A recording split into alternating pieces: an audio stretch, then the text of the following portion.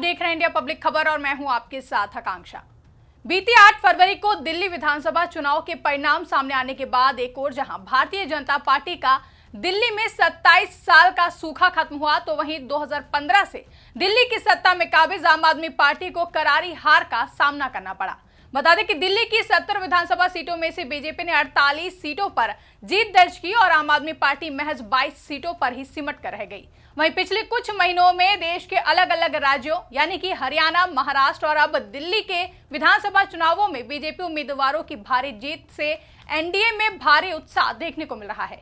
एक तरफ जहां बीजेपी हरियाणा, महाराष्ट्र और दिल्ली में हुए विधानसभा चुनाव के नतीजों से खुश है, तो वहीं दूसरी ओर अब एनडीए और इंडिया गठबंधन का नेक्स्ट टारगेट आगामी बिहार विधानसभा चुनाव होने वाला है। बिहार में अब से लगभग 6 से 7 महीने बाद विधानसभा के चुनाव होने की संभावनाएं हैं, जिसके लिए अभी से ही सभी पार्टियों ने अपने अपने पार्टी नेताओं के साथ बैठक करके रणनीति बनाते हुए जनता के बीच उतरने का भी काम शुरू कर दिया है। बता दें कि बिहार में वैसे तो मुख्य मुकाबला एनडीए और इंडिया गठबंधन के बीच में है, और अगर गठबंधन से हटकर दलों की बात करें तो बिहार में जेडीयू और आरजेडी के बीच में सीधी टक्कर होने वाली है। और इस चुनावी टक्कर को त्रिकोणीय बनाने का काम जनसुराज के मुखिया प्रशांत किशोर कर रहे हैं, और इस त्रिकोणीय मुकाबले को चुनौती देने के लिए अब प्रशांत किशोर ने जनसुराज से विधानसभा का टिकट पाने का एक सॉलिड फॉर्मूला तय किया है, जिसके चलते प्रशांत किशोर ने विरोधियों की टेंशन बढ़ा दी है। तो वहीं दूसरी ओर एनडीए के सहयोगी चिराग पासवान ने भी बिहार विधानसभा चुनाव को लेकर जीत का बड़ा दावा ठोकते हुए अभी से ही बता दिया है कि आगामी चुनाव में एनडीए कितनी सीटों पर जीत दर्ज करने वाला है। तो जनसुराज के मुखिया प्रशांत किशोर ने विधानसभा का टिकट पाने के लिए कौन सा फॉर्मूला तय किया है, बताएंगे अपनी इस रिपोर्ट में। दरअसल राजनीति में भी गजब के रंग देखने को मिलते हैं। कभी एक झटके में किसी को सत्ता की कुर्सी पर बिठा दिया जाता है, तो कभी जनता एक ही झटके में किसी को सत्ता से बाहर भी कर देती है।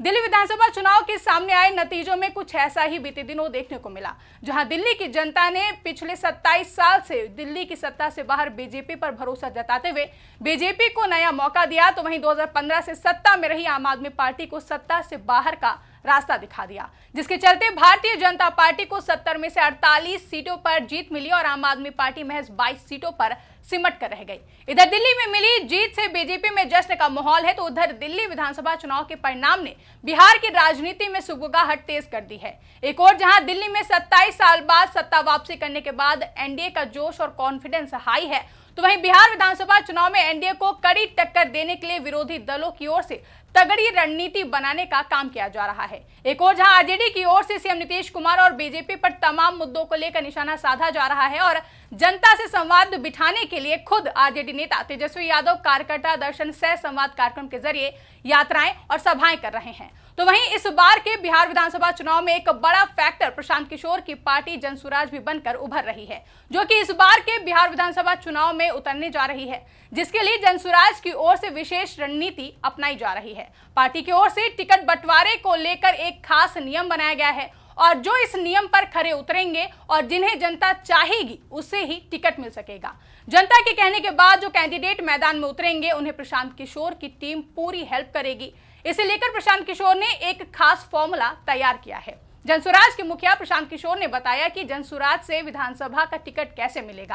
प्रशांत किशोर ने बताया कि जनसुराज से जो कोई भी चुनाव लड़ना चाहता है उसका मूल्यांकन पार्टी के कार्यकर्ता और पदाधिकारी तय करेंगे। बता दें कि बीजेपी में प्रधानमंत्री नरेंद्र मोदी और केंद्रीय गृह मंत्री अमित शाह, जबकि आरजेडी में लालू प्रसाद यादव और जेडीयू में सीएम नीतीश कुमार तय करते हैं कि उनका कैंडिडेट कौन होगा, और टिकट बंटवारे को लेकर हर फॉर्मूला यही लोग तय करते हैं। वहीं जनसुराज के प्रमुख प्रशांत किशोर ने आगामी बिहार विधानसभा चुनाव को लेकर बड़ा ऐलान किया है। तमाम मीडिया रिपोर्ट्स के मुताबिक उन्होंने स्पष्ट किया है कि उनकी पार्टी में उम्मीदवारों का चयन जनसुराज से जुड़े कार्यकर्ताओं और 3 स्तरों पर गठित समिति के मूल्यांकन के आधार पर किया जाएगा। उन्होंने आगे कहा कि ऐसा किसी पार्टी के किसी एक नेता या समूह द्वारा यह एक अनूठी पहल होगी, जहां भारत में पहली बार किसी राजनीतिक दल के उम्मीदवारों का चयन पूरी तरह से जनता की राय के आधार पर किया जाएगा। आगे प्रशांत किशोर ने उदाहरण देते हुए बताया कि भाजपा में किसे टिकट मिलेगा ये दिल्ली में बैठे पीएम मोदी और शाह तय करेंगे, जबकि राजद में लालू जी टिकट तय करेंगे और उनके फैसले का आधार सभी जानते हैं। जेडीयू में नीतीश कुमार ही तय करेंगे कि उनकी पार्टी से किसे टिकट दिया जाएगा और यही बात जनसुराज को अन्य पार्टियों से अलग बनाती है। अन्य पार्टियों में टिकट शीर्ष नेतृत्व तय करता है और पार्टी से जुड़ा आम कार्यकर्ता और युवा सिर्फ पार्टी का झंडा लेकर चलेंगे, जबकि जनसुराज में पार्टी कार्यकर्ताओं और पदाधिकारियों को यह तय करने का अधिकार होगा कि पार्टी से कौन उम्मीदवार होगा और वे उसमें अपना मूल्यांकन भी दे सकेंगे। बता दें कि प्रशांत किशोर की पार्टी जनसुराज पहली बार विधानसभा चुनाव में उतरने जा रही है। हालांकि इससे पहले नवंबर 2024 में 4 सीटों के लिए हुए उपचुनावों में प्रशांत किशोर की पार्टी ने चुनावी मैदान में उतरने का काम किया था। हालांकि उसे इस उपचुनाव में जीत हासिल नहीं हुई, लेकिन ये जनसुराज का पहला चुनावी मुकाबला था जिसमें पार्टी ने करीब 10% वोट हासिल किए। यहाँ गौर करने वाली बात यह है कि बेलागंज और इमामगंज में आरजेडी उम्मीदवारों की हार के अंतर से भी ज्यादा वोट जनसुराज पार्टी ने हासिल किए हैं। वहीं जनसुराज के मुखिया प्रशांत किशोर ने अपनी पार्टी लॉन्च करने से पहले 2 साल तक बिहार की पदयात्रा की थी, जिसके बाद हाल ही में बिहार में बीपीएससी परीक्षा विवाद को लेकर उनकी भूख हड़ताल ने पार्टी को लेकर एक बार फिर से पार्टी को लाइमलाइट में लाने का काम किया है। भूख हड़ताल से पार्टी को अभ्यर्थियों का समर्थन मिलता दिखाई दे रहा है, जिसके चलते माना जा रहा है कि इस बार के बिहार विधानसभा चुनाव में प्रशांत किशोर की पार्टी जनसुराज भी एक मजबूत फैक्टर के रूप में त्रिकोणीय मुकाबला बनाने का काम करेगी। एक और जहां प्रशांत किशोर ने अब पार्टी का टिकट बंटवारे के दौरान उम्मीदवारों का चयन पूरी तरह से जनता की राय के आधार पर किए जाने का फॉर्मूला तय किया है, तो वहीं एनडीए के सहयोगी दल एलजेपीआर के मुखिया और केंद्रीय मंत्री चिराग पासवान ने भी आगामी बिहार विधानसभा चुनाव को लेकर बड़ा दावा कर दिया है। दरअसल दिल्ली विधानसभा चुनाव में एनडीए को मिली जीत के बाद एनडीए के सहयोगी दलों में भारी उत्साह देखने को मिल रहा है। इसी कड़ी में लोक जनशक्ति पार्टी रामविलास के प्रमुख और केंद्रीय मंत्री चिराग पासवान ने बड़ा दावा किया है। केंद्रीय मंत्री चिराग पासवान ने बिहार विधानसभा चुनाव में जीत का दावा करते हुए ये भविष्यवाणी भी कर दी है कि एनडीए चुनाव में कितनी सीटें जीतेगा। केंद्रीय मंत्री चिराग पासवान ने कहा कि एनडीए ने दिल्ली विधानसभा चुनाव में जो नतीजे देखे उससे हम नैतिक रूप से अभिभूत हैं। हम हाई मोड पर चार्ज अप होकर बिहार चुनाव के लिए जा रहे हैं। दिल्ली में एनडीए को जिस तरह की जीत मिली है, 27 साल बाद दिल्ली में एनडीए की सरकार बनी है, जिस तरह से दिल्ली, हरियाणा और महाराष्ट्र के चुनाव परिणाम रहे हैं, बिहार में ऐसा ही परिणाम देखने को मिलेगा।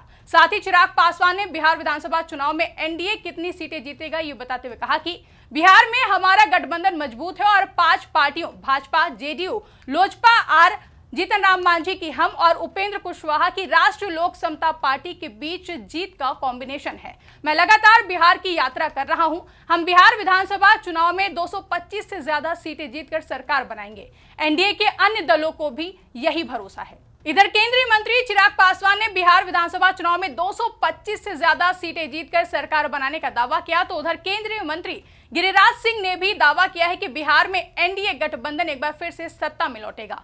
केंद्रीय मंत्री गिरिराज सिंह ने कहा कि बिहार में एनडीए की सरकार है और एनडीए की सरकार ही बनेगी। तो वहीं बीते कल आरजेडी की ओर से भी बड़ा दावा किया गया था, जिसमें आरजेडी मुखिया लालू प्रसाद यादव ने यह बड़ा दावा किया कि बिहार में उनकी पार्टी की सरकार बनेगी।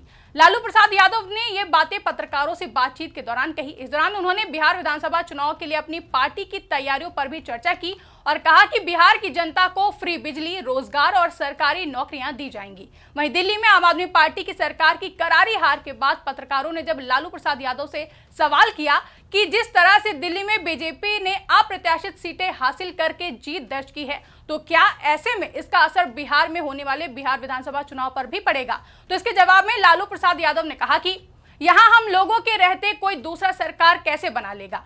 अभी हम लोग यही हैं, तो कोई भी इतनी आसानी से कैसे सरकार बना लेगा? जनता भाजपा वालों को जान चुकी है।